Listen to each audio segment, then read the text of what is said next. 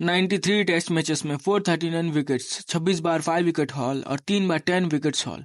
ये रिकॉर्ड अलग अलग बॉलर्स के नहीं बल्कि ये रिकॉर्ड है south African bowler Dale Steyn के।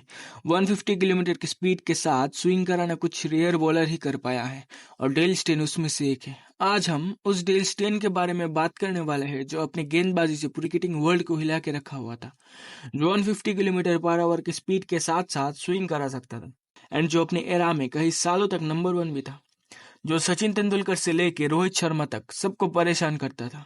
ऐसा क्या हुआ इस लेजेंडरी बॉलर को लेट 30s में ही रिटायरमेंट लेने पड़ गया? आइए देखते हैं। डेल स्टेन जैसी लेजेंडरी बॉलर की करियर की शुरुआत 2004 में हो गई थी, जहां पर एक बेहतरीन फर्स्ट क्लास करियर होने के बाद south African team selection committee ने उन पर भरोसा दिखाया।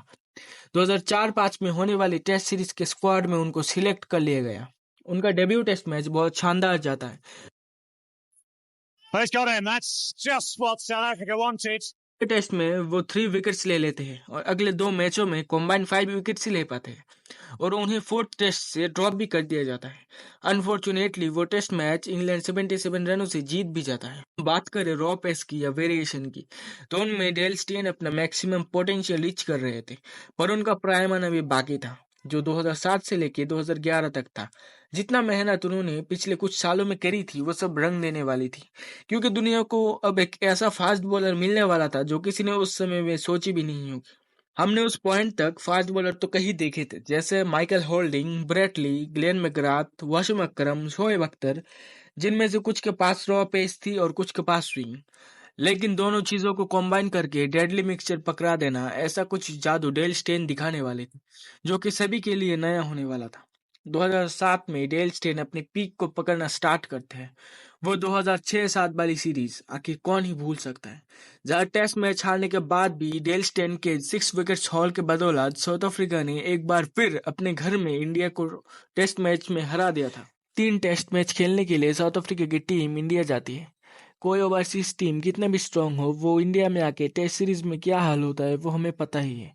पर through out the series Dale Steyn के आउटस्टैंडिंग परफॉर्मेंस के बदौलत इंडिया 2-1 से सीरीज हार जाती है।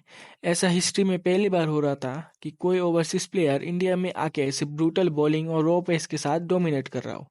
इसे हम कोई तुक्का भी नहीं कह सकते, क्योंकि सेम चीज रिपीट होती है 2 साल बाद, यानी कि 2010 में, जहां पर वापस से साउथ अफ्रीका की टीम इंडिया आई थी 2 टेस्ट मैच की सीरीज खेलने के लिए। और पहले ही टेस्ट मैच में, जो कि नागपुर में था, डेल स्टेन ने इंडिया की बैटिंग लाइनअप को चीर के रख दिया था। स्विंग के बाद स्विंग, पेस के बाद पेस। ऐसा लग रहा था कि डेल स्टेन जिस पिच में बॉलिंग कर रहे थे वो पिच नागपुर की नहीं बल्कि जोहान्सबर्ग की हो।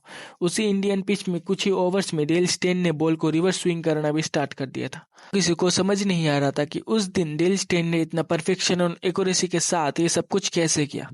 और अब सभी जगह डेल स्टेन के चर्चे हो रहे थे और सभी south African fans Dale Steyn पे होप लगाए बैठे थे कि वो ऑस्ट्रेलिया के खिलाफ कुछ महीनों बाद सीरीज होगी, उसमें वो 2006 की टेस्ट सीरीज का बदला भी लेंगे।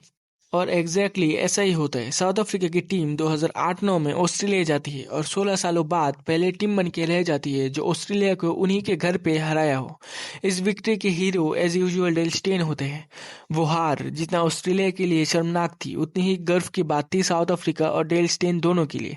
उस साल डेल स्टेन 90 विकेट्स ले लेते हैं और उसी साल ICC test cricketer of the year भी बन जाते हैं। 2012 से डेल स्टेन अपने पीक को ऑलमोस्ट डबल कर लेते हैं। ज्यादातर फास्ट बॉलर्स का प्राइम 4 से 5 सालों तक ही होता है, लेकिन डेल स्टेन की कंसिस्टेंसी ओवर द टाइम उन्हें काफी स्पेशल बनाती है। पर डेल स्टेन का ये प्राइम 2014 तक ही रहता है। 2015 से उनका कैरियर और बॉलिंग दोनों में दिक्कतें शुरू हो जाती है। उस ईयर वो 47 विकेट ही ले पाते हैं।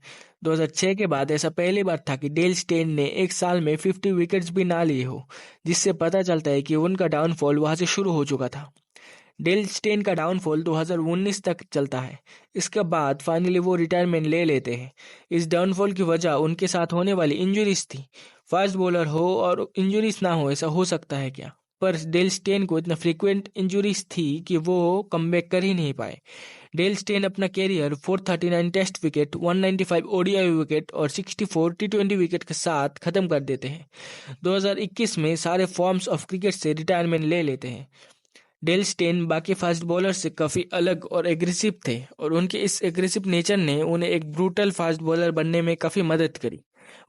ये थी डेल स्टेन की स्टोरी। अगर आपको वीडियो अच्छा लगा तो लाइक करके एंड सब्सक्राइब करके हमारे साथ बने रहिए। Thanks for watching.